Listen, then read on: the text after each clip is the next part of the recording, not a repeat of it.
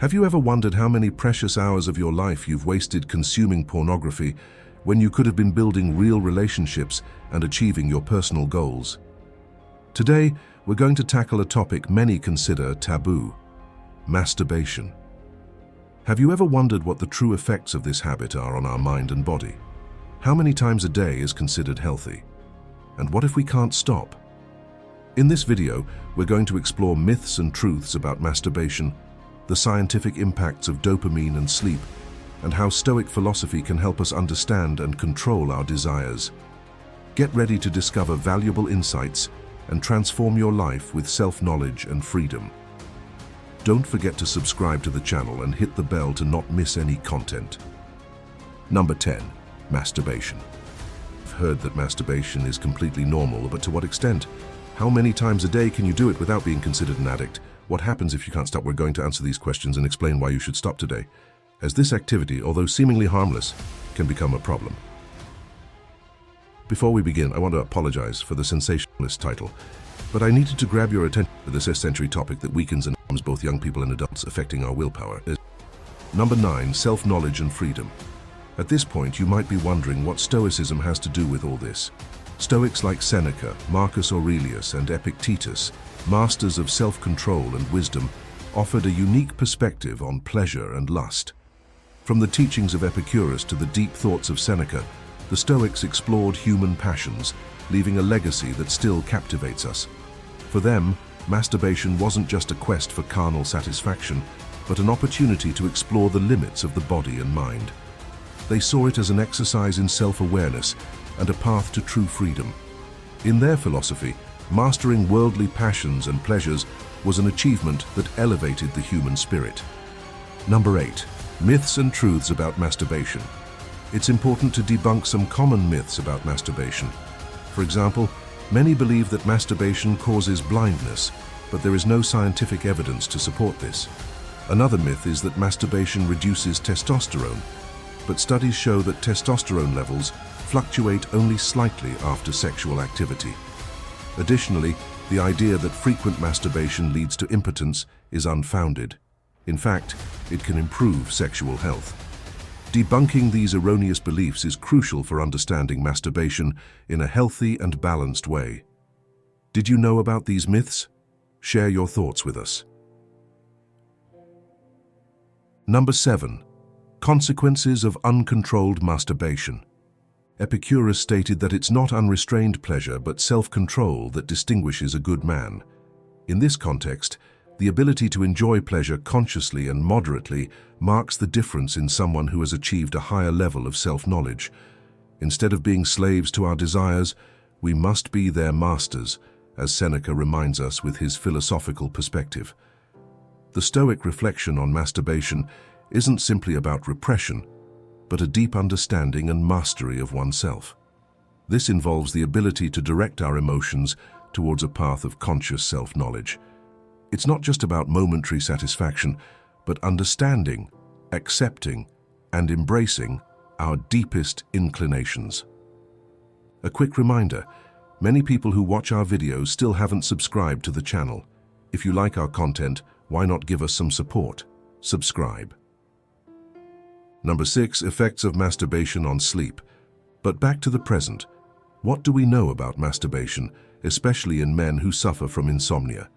What we do know is that it induces sleep. The French Institute of Medical and Health Research has discovered that the male brain deactivates sexual desire after orgasm. The cerebral cortex, responsible for conscious thought, relaxes once the man reaches climax. This not only diminishes the desire to continue having sex, but also facilitates sleep. That's why many men fall asleep after sexual activity. But what's the problem? What happens then? Number 5. Masturbation and Stoicism. The addiction to masturbation comes from the chemicals released in the brain, and as it adapts to their release, it feels the need to continually seek the stimuli that generated that satisfaction. Your brain will start to require more and more dopamine to reach the same level of pleasure it achieved the first time, leading you to constantly seek new ways to masturbate.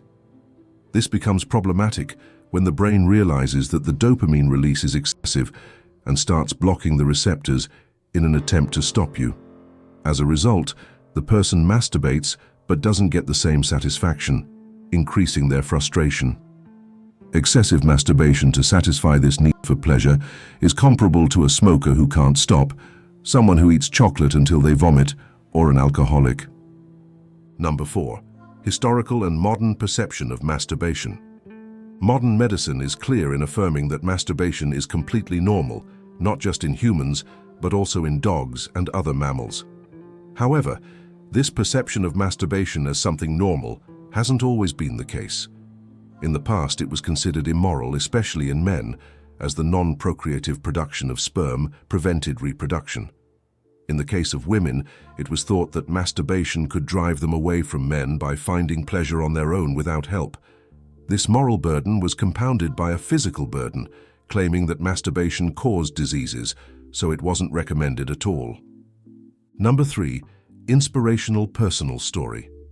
From a Stoic perspective, every action has consequences, not only for us, but also for the natural order of the universe. By succumbing to our most intense desires, as in the case of uncontrolled masturbation, we lose that harmonious connection with nature, so valued by the Stoics. We become prisoners of our desires, distancing ourselves from true inner serenity. Compulsive masturbation can trigger an emotional whirlwind within us, where guilt, shame, and dissatisfaction become constant companions. The Stoics teach us to control our intense emotions through introspection and self-regulation. By consciously facing our emotions, we learn to manage them in a healthy and constructive way. However, the Stoics encourage us to find inner peace within ourselves. True satisfaction lies in our self-mastery and the ability to find joy in what is simple and virtuous. Let me share an inspiring personal story. I know someone who used to struggle with compulsive masturbation, seeking refuge and momentary pleasures, but facing an emotional storm after each act. By immersing in Stoic teachings and practicing self-control and self-regulation, this person experienced a profound transformation.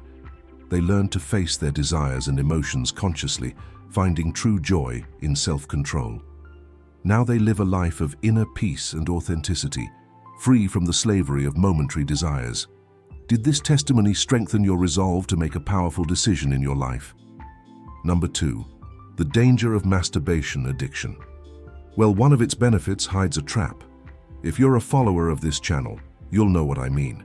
Masturbation releases dopamine in the brain, a hormone that makes us feel better, providing calm, stress relief, and a sense of reward.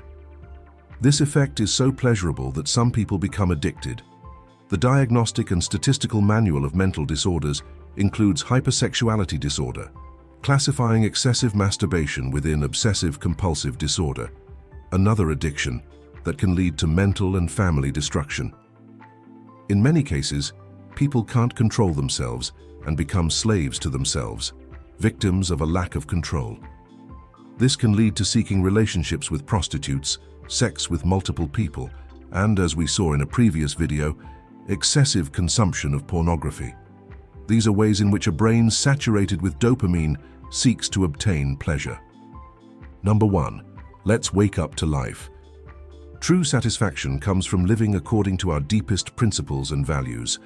When we give in to fleeting desires, we lose sight of what we truly value in life.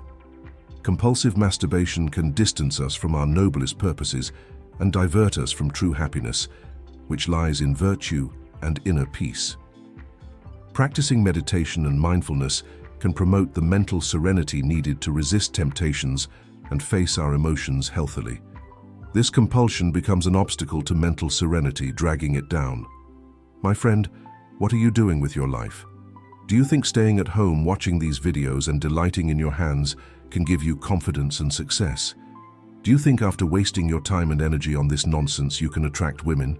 Or, if you're a woman, do you think you can attract men? No, never. So friend, think wisely. And for those of you who stayed until now, let's explore a practical Stoic technique, negative visualization. For those who haven't heard of it, negative visualization, or premeditatio malorum, is a Stoic practice that involves imagining negative scenarios that could occur in life. This technique prepares the mind to handle adversities, helping to reduce anxiety and increase resilience. Are you ready to practice together for the first time? The moment needs to be calm, a time of day when you can be alone and undisturbed. Morning or before bed are good times. Now, relax and breathe. Sit comfortably, close your eyes, and take a few deep breaths to calm your mind. Now imagine negative scenarios. Think of situations that could go wrong in your life. This could include losing a job, facing a conflict with a friend, or in the context of the script, being unable to resist the impulses of compulsive masturbation. Visualize in detail. Try to visualize these scenarios with as much detail as possible. Imagine how you would feel, how you would react, and what you would do to handle the situation. Let's think about acceptance and preparation. The idea is not to focus on suffering, but to accept that these things can happen and prepare mentally to face them. Ask yourself, what can I do to avoid this? Or how can I handle this in the best way? And finally, a positive conclusion. End the session with a positive thought. Remember the good things you have in your life and your capacity for overcoming challenges. Reinforce the idea that you can deal with adversities and that they are part of life. Do you know the benefits of negative visualization? You can bet on anxiety reduction. By imagining possible problems, you prepare mentally, which can reduce anxiety about the unknown. Secondly, there's an increase in resilience. Practicing this technique regularly can strengthen your ability to face difficulties calmly and controlled. Thirdly, it enhances life appreciation. By considering what you could lose, you can develop a greater appreciation for what you have now, increasing gratitude and happiness.